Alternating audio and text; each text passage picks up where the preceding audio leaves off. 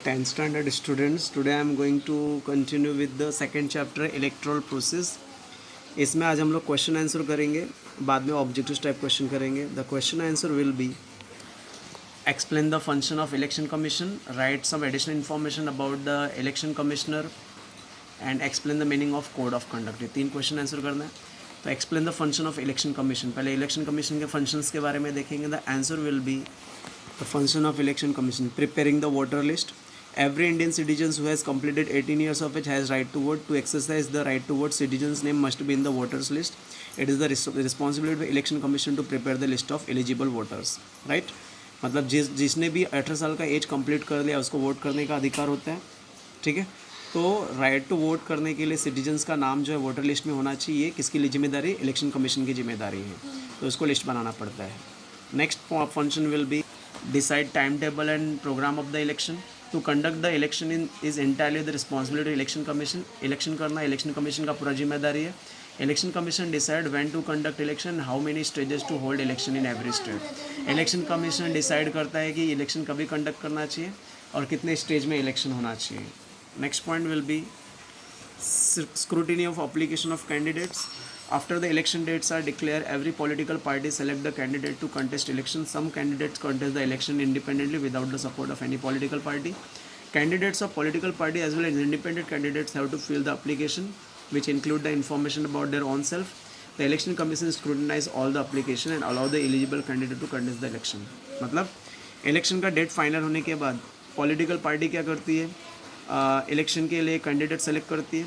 कुछ कैंडिडेट्स जो है विदाउट एनी पॉलिटिकल पार्टी के सपोर्ट में इलेक्शन लड़ते हैं. कुछ कैंडिडेट्स जो पॉलिटिकल पार्टीज़ के साथ लड़ते हैं और एप्लीकेशन फॉर्म भरते हैं. तो इलेक्शन कमीशन की ड्यूटी है वो सभी एप्लीकेशन फॉर्म चेक करने की. Next, give recognition to political parties. Fourth point will be we have multi party system in our country. New parties continue to form. Speed in parties result in formation of new parties. All political parties are required to be recognized by the election commission.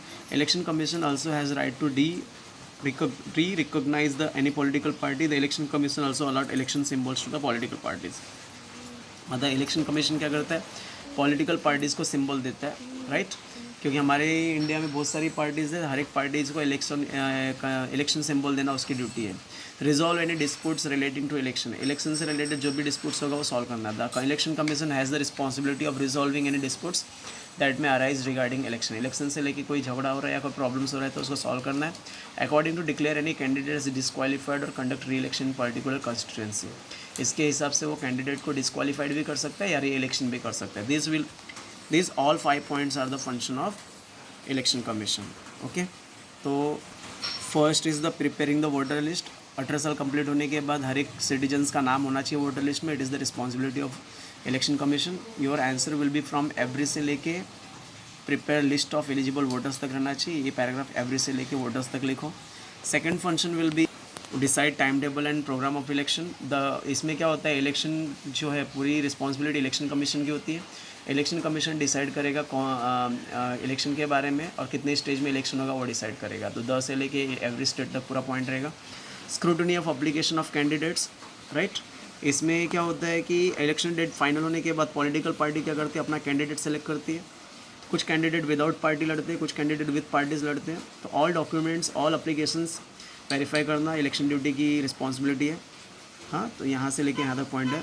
The election commission scrutinise all the application, allow the eligible candidate to contest the election. 10 से लेके election तक will be the explanation for this point. Okay.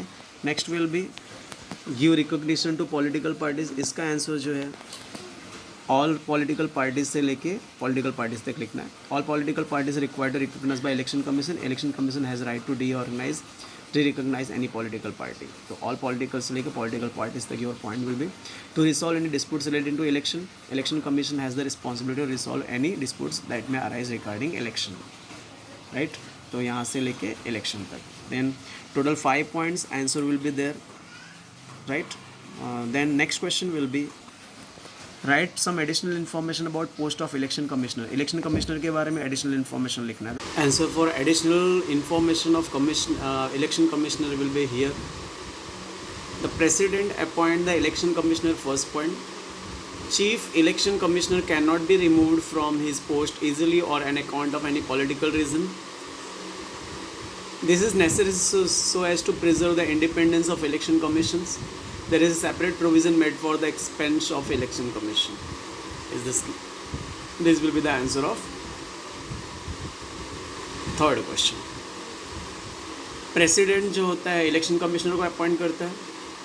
Second point, chief election commissioner can not be remove from his post easily on account of any political reason.